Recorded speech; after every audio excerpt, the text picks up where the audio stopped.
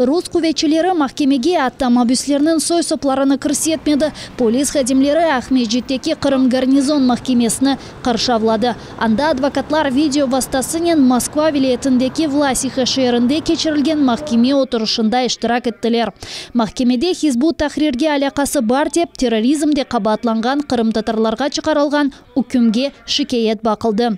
So'z Mehmet Belalov, Server Zakiriyayev, Edem Ismailov, Timur Ibrahimov, Marlen Asanov, Siran Saliyev ve Server Mustafayev aqında keti. Olarni 13 yıldan başlap 19 yılga kadar sert rejimli koloniyaga mahkum ettiler. Fakat işgalciler mahkeme oturuşuna avtomobuslarının soysopları ve advokatlarını yibermege red etti. В смысле на пролом? А что здесь? Запрещенное место ходить или что?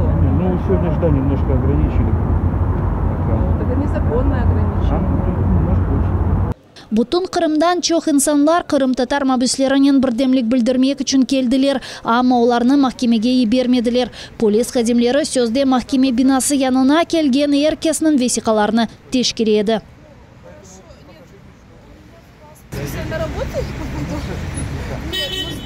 Вы скажите, я иду на работу, я веду куда на работу? В университете.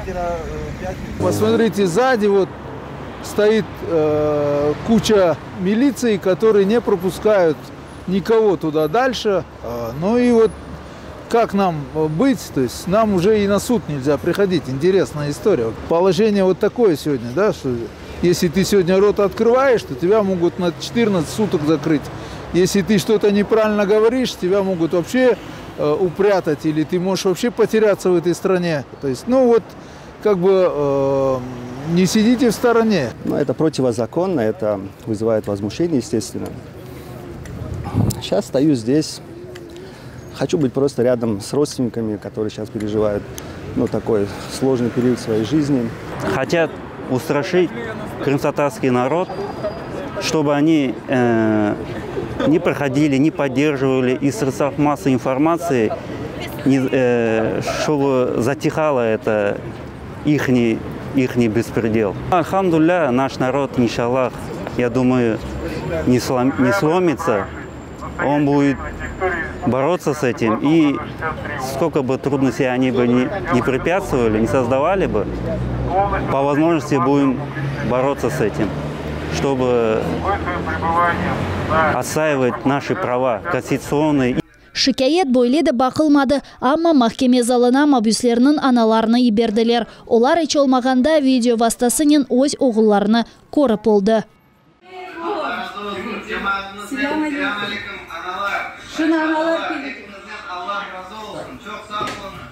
İşgalciler şikayet davasını noyabr'nın 26'sında sabah saat 10'da bakmalı. Rusya Ukrainaga kene hücum etse sert cevap alacaktır. Bunu Ukrayna Dış İşleri Naziri Dmytro Kuleba bildirdi. Onun aytkanına göre Rusya'nın tecavüzi hareketlerinden sebep Ukrayna-Rusya sınırlarındaki vaziyet gergin kalmakta. Ama diplomatlarının vazifesi yanı cenkten kaçınmak için halkara destekinin yüksek seviyesini teşkil etmektir.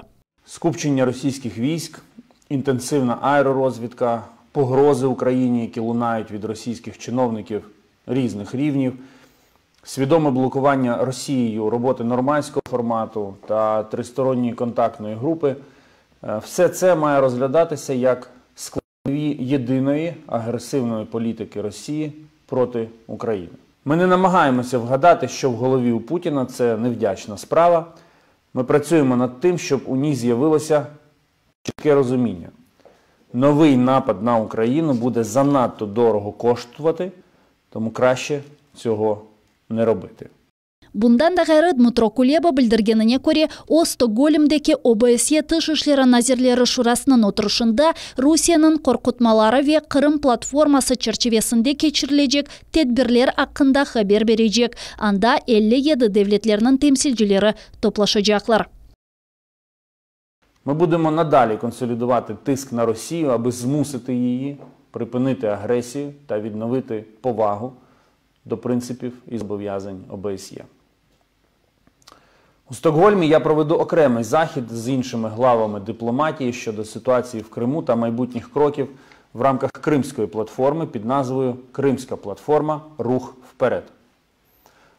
Ми планово, тихо, спокійно закріплюємо успіх Кримської платформи і активно перетворюємо її на постійно діючий формат. Украинада Авропа Бірлігі темсилчилигинин елбашчысы Мати Масикас Русияны ишғал етілген Қырымда тұтылған Қырым татарларны дерал азат етмеге чағырды. О, ишғал етілген Қырым сакинлерінің тақип етілуі ве қорқытылмаларыны тоқтатмаға талап етті. Засуджуємо неодноразові масові затримання кримських татар Росією. Нещодавно було затримано 31 особу, серед яких жінки та діти. Усі затримані мають бути негайно звільнені, а переслідування та залякування в незаконно анексованому Криму мають припинитися. Ишғал етілген Ахмеджетте ноябрьнің 23-де рус көветчілері азат етілген адвокат Эдем Семидляевны қаршыламақ үшін изолятор бинасына келген 31 файлны тұтты. Оларның арасында 10 қадын матбуат картлары бар олған журналистер ве Қырым бірдемлігінің мұхберлері. Бұндан сон 15 Қырым татар фуалі санки дерсін жемат низамының бозылмасы себебінден 12-14 күн апиз жазасына махкүм етілді. Ишғалчылар акимиеті Москва патриархлығына айт олмаған дин жемиетлеріне басқы япып Қырымда дин сербеслігіні сыңырлай. Бұны Украина тыш ішлері назирінің бірінші муавины Эмне Джеппар сеслендірді. Бу ақта о дин сербеслігі меселері бойынша Халқыра Альянс форумында білдірді. Джеппар тешкілятны Қырым платформасының ишбірлік япмаға чағырды. О, ишғалчылар акимиеті Қырым татар ве украинлілерінің дини иначыларындан себеп оларны тақип еткенini білдірді. Бунен берабер Джеппар хайд еткеніне көре, бойлы етіп ишғалчылар Украинаның незаретінде вақтынже бұлынмаған ерлерде ердінге толерантлық мұйтыны боза. У Криму Росія створює штучні перешкоди у діяльності будь-якої релігійної громади, якщо вона не належить до московського патріархату. Кримські татари стали найбільш пригнобленою та переслідуваною релігійною громадою в Криму. За даними правозахисників, щонайменше 120 кримських татар залишаються за ґратами за сфабрикованими справами. Із 49 релігійних громад, які діяли в Криму на початку 2014 року, нині діють лише 5. Росія має припинити репресії на тимчасово окупованих територіях та дотримуватися міжнародних зобов'язань щодо свободи релігій та переконань. Шарқи жебеде инсан ғайыплары жоқ. Бұны Бірлескен Құветлер операциясының штабында білдірділер. Рус ишғалчылары Нью-Йорк қасабасыны пияде муарибе машинасының селесінен ұжым етті. Марьинка шері ве Азақ деңізі ялысындаки водяной койының еңелішінде ташланған майынлар ерлі йоқлав кечітінің сыңыржылары болынған ерге ұрды. Бұндан да қайры ишғалчылар Верхнеторецкая, Луганская, Каменка қасабалары ве Бутовка шахтасына қорчалаған Украин арбийлері позицияларына башқа селянен ұжым етті. Украин аскерлері душманға қаршылық көстерді, ама саба ишғалчылар кене атеш açtı. В бік Луганського противник відкривав вогонь з ручних протитанкових гранатометів. В напрямку Авдіївки ворог здійснив обстріл з мінометів калібру 82 мм. Втрат серед військовослужбовців Об'єднаних сил внаслідок дії ворога немає.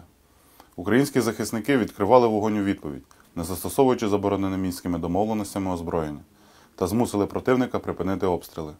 Завдяки зусиллям наших воїнів рубежі українських підрозділів залишилися незмінними. Джавелин ракета комплекслері Байрактар пилотсыз учуджу алетлері ве Украина ава күчлерінің құрыжы учақлары. Николаев филейтіндеки Широкий Лан полигонында Украина арбилері женюптен ұжым еткен душман қара құветлеріні йоқ етмеге талим япты. Украина селялы құветлерінің баш команданы Валерий Залужный білдіргеніне көре Украин ордысының бригада ве полклары нишанға бірінші кереден урғын силя қоланылмасының яңы тактикасына көстерді. Талимлер геже етрафында не олып шыққаны ярамай көрінгенде кечірілді.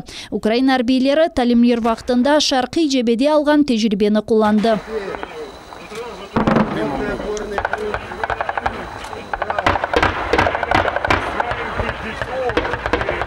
Рота танків була зупинена, точний вогонь, підготовлений особовий склад, ну і засоби доставки, новатори показали себе теж дуже непогано. Украина селялы көветлерінің баш команданы ве Мудафа назирінден ғайры Бүйікбритания, Америка Бірлескен Девлетлері, Канада, Исвечия ве Түркияның темсілділері де Украин арбийлері насыл талим еткенini көзетеді. Я отримав дуже важливі сигнали від наших партнерів про те, що ми наодинці не залишаємось. Вони вже розпочали дуже серйозні консультації зі всіма іншими партнерами, як Євросоюзу, так і, в принципі, країн Альянсу НАТО. Реакція буде дуже жорсткою. Про це вже попереджено безпосередньо очільника Кремля під час візиту серйозної посадової особи Сполучених Штатів. Украинада кечкен күн ковид хасталығына 17.000 инсан оғрады. Хасталанғанларның чоқысы Киев сакинлеридир. Анда 1700 инсан ковидке хасталанды. 628 киши хасталық ағырлашмасы нәтижесінде вефат етті. Шу сырада үкімет эпидемия телюкесінің сары зонасына кірген регионлар үшін карантин тедбірлеріні көветлештірді. Илкевеля яңы сынырланувлар ашыланмаған инсанларға ait олажақтыр. Бір ашы яптырғанларға берілген сары ковид сертификаты 120 күн дегіл тек 30 күн кечерлі олажақ. Якщо раніше бізнес міг обирати моделі діяльності у жовтій зоні, не перевіряти документи про вакцинацію або негативний тест, але працювати відповідно до певних обмежень по площі, або перевіряти документи і працювати без цих обмежень такого рівня, то тепер вони втрачають цю опцію. Відвідувати громадські заклади на жовтому рівні можна буде лише тим людям, які отримали принаймні одне щеплення проти COVID-19 або мають негативний тест чи сертифікат про одужання. Ця ж норма поширюється і на співробітників. Бунен Берабер Виктор Лешко айтқанына көре Украина ковидке қаршы эксперименталь илачларын алacak. Сөз Pfizer шіркетінің Ritонавир илачеве, Merck шіркетінің Molnupiravir аплары ақында юрсетіле. Тому у разі отримання успішних результатів клінічних випробувань ми будемо готові придбати Molnupiravir та Ritонавір для лікування хворих на COVID-19. Перемовини з компаніями-виробниками вже проведено, і ці ліки вже заброньовані для України. Ишғал етілген Қырымда ковид хасталанғанларының сайысы эксілмекте. Ишғалчылар Чин вирусыны 930 инсанда қайдетті. Ама хасталық ағырлашмасы нәтижесінде вефат еткенлерінің көстергежі юксектір. Кечкен күн 37 киші ковид хасталығы нәтижесінде вефат етті. Алмания ковид хасталығына қаршы карантин сыңырламаларыны көветлештіріп, ашыланмағанларыны фаал шекілде тақип еті башлады. Шымдылек Алманияның тренлеріне мінмек үшін ашыланма пассапорты ковидке оғырап түзелме ақында малюматна аме, яда ковидны белгілей білген менфи тестіні көстермек ләзім. Анда бойле тешкерувлер мұнтазам тарызда кечірілі. Вона зробила лише перше щеплення. Тесту теж немає. Вона іноземка, німецькою не розмовляє. Ми дозволимо їй вийти у Лейпцигу, щоб вона могла протестувати. Алманиядаки ресторан, хавихане, жемаат нақлияты, миллиат ярмалығы ве башқа ерлерде де айны тешкерувлерін өткерелер. Бойлетіп, девлет пандемияның 4-ші далғасының күреші. Яны ковид хасталарының сайысы еп артмақта. Шымды чоқ алманлы, хусусан еслі башлы инсанлар мечбури ашыланувны яқшы таный. Я підтримую, особливо у секторі догляду за людьми, у школах і лікарнях.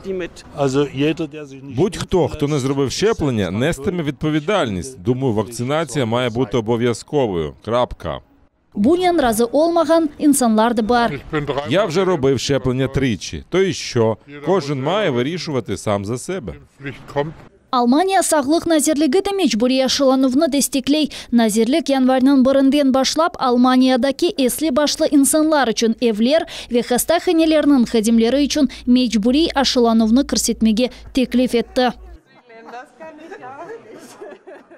Бенлерчі түрклер бензин алмақ үшін невбетіні беклеп үкіметтен шикайет ете, бензин станциялар мұштереге қызмет етмеге етіштірмей. Яры кежеде Түркияда бензин пек палылашacak.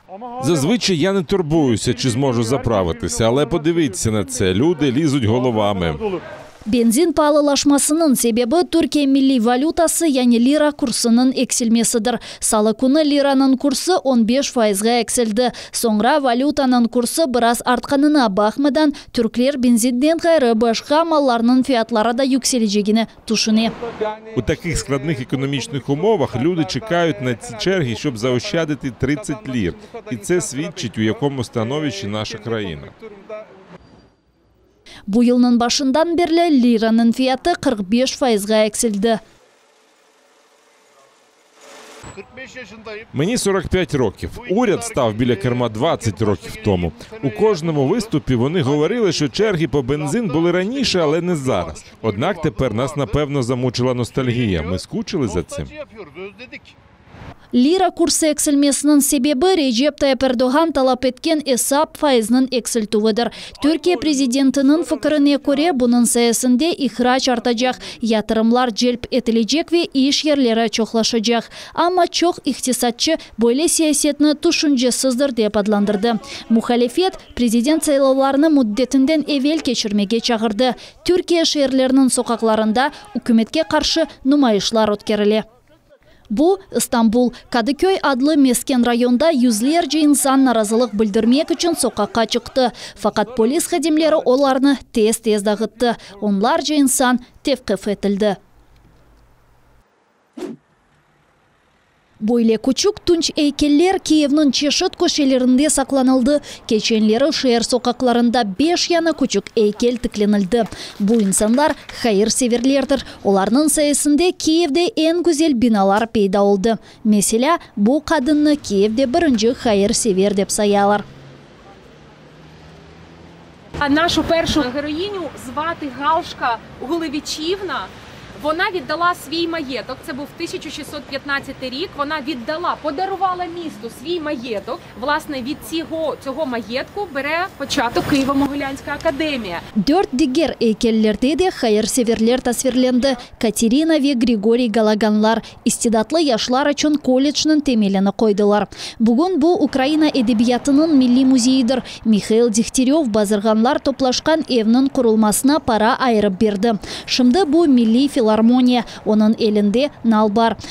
Degtyaryov demirden mallarını yapaydı. Nikolay Bunge Aziz Vladimir adına üniversitetinin rektorudur. O, yaşlarının проблемаларını öğrenmek için maxsus anketаны işlep çıkardı. В руках своїх він тримає оцю анкету, завдяки якій студенти мали можливість отримати допомогу. Bunge olgan son onun talebeleri para toplap okuv yurtini kurdu. Şimdilik bu devlet mahkeme memuriyetidir. David Margolin Kiev'nin en cömert hayırseverlerinden biri edi. O Dnepr ozeninde gemicilik şirketinin sahibi edi. Şimdi Kiev'de Kıdır adlı leyhanın 36 küçük tunç heykeli mevcut. Teşkilatçılar Kievliler için turistik yollarının haritasını yaptı. Bu haritanın yardımıyla olar kezip küçük heykellerini kıdırabilirler.